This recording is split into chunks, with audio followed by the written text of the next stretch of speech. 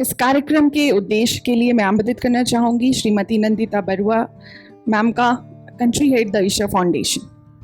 धन्यवाद शिवानी।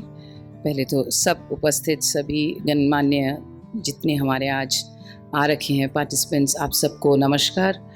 सादर प्रणाम श्री रविंद्र महतो जी को और मंच में उपस्थित सारे जितने माननीय व्यक्तिगत हैं सब उनको मैं जोहार और नमस्कार।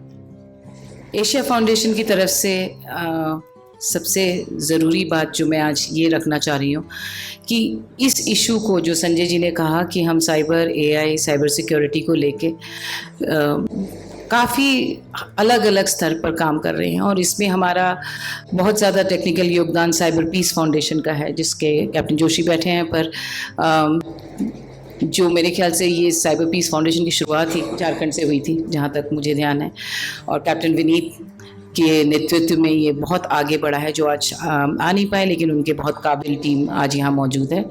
और एशिया फाउंडेशन जो है इस इशू को लेके ऑल ओवर एशिया पैसिफिक, यानी कि पूरे साउथ ईस्ट एशिया और पैसिफिक आइलैंड में अलग अलग स्तर पे लोगों को साइबर सिक्योरिटी, एआई के बारे में जानकारी, समझ और उसको अच्छी तरह से कैसे यूटिलाइज़ किया जाए, उसको यूज़ कैसे किया जाए, उसके बारे में हम कार्यक्रम करते रहते हैं अलग अलग संस्थाओं के, टेक्निकल ऑर्गेनाइजेशन, गवर्नमेंट्स के साथ मिलके। तो आज मुझे बहुत खुशी है कि झारखंड सरकार से भी हमें ये एक सपोर्ट इतना बड़ा मिला है अध्यक्ष जी के नेतृत्व में, कि हम इस इशू को आप तक ला सकें और इस बारे में कुछ चर्चा कर सकें। ये कोई ऐसा इशू नहीं है जो कि अगले 1-2 घंटे की ट्रेनिंग में हम पूरी तरह से समझ पाएंगे, लेकिन एक आईना ज़रूर हम दिखा पाएंगे जिससे हम खुद जब साइबर को लेके काम करें, डिजिटल को लेके काम करें, उसको हम एक अच्छे तरह से सिक्योर तरीके से काम कर सकें। तो साइबर सिक्योरिटी का मेन उद्देश्य 2 है। एक तो हम खुद डिजिटल स्पेस में इन्वॉल्व है। इंडिया इतनी तरक्की कर चुका है डिजिटल पब्लिक इंफ्रास्ट्रक्चर में, चाहे आप यूपीआई की बात कर लें, चाहे आप आधार की बात करें, चाहे आप डिजी यात्रा जो आज सुबह भी मैं यूज़ करके आई हूँ उसकी बात करें, चाहे जब कोविड हुआ था हम कोवैक्सीन की बात करें।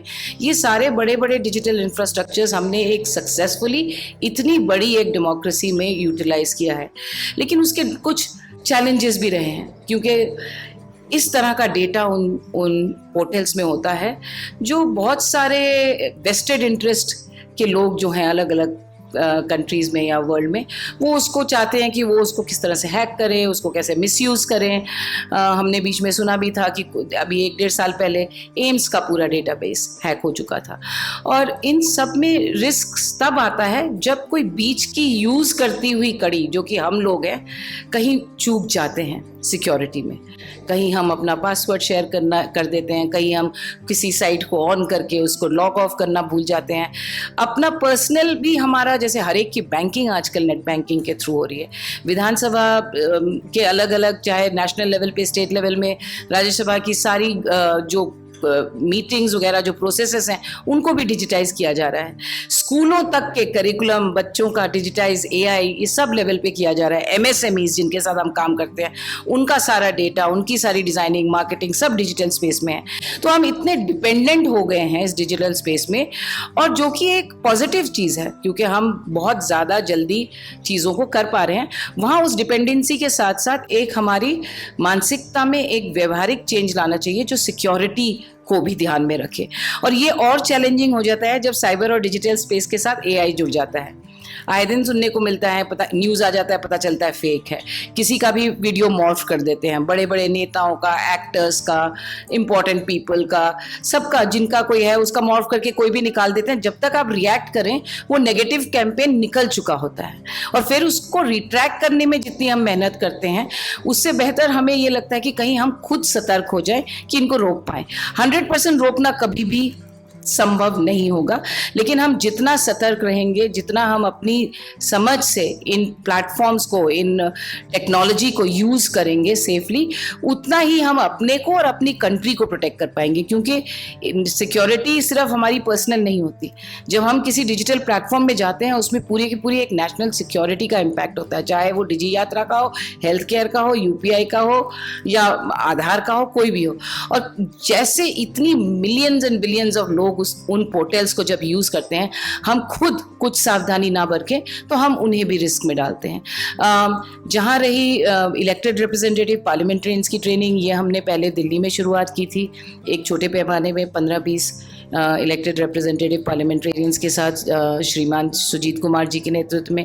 उसके बाद हमने बिहार विधानसभा में की।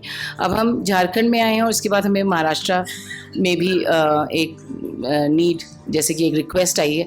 तो हमारी उम्मीद है कि हम अपने इलेक्टेड रिप्रेजेंटेटिव जो हमारे पब्लिक के मेन केयरटेकर्स हैं, उनके साथ भी इस इशू को आगे ले जाएं, ताकि आगे जाके हम अपनी गवर्नेंस और अपने डिजिटल प्लेटफॉर्म दोनों को सिक्योर बना सकें और इसकी पॉजिटिव यूटिलाइजेशन कर सकें, और ये डर ना रहे कि हम अगर इसमें इस तरह करेंगे तो पता नहीं क्या प्रॉब्लम हो जाएगी।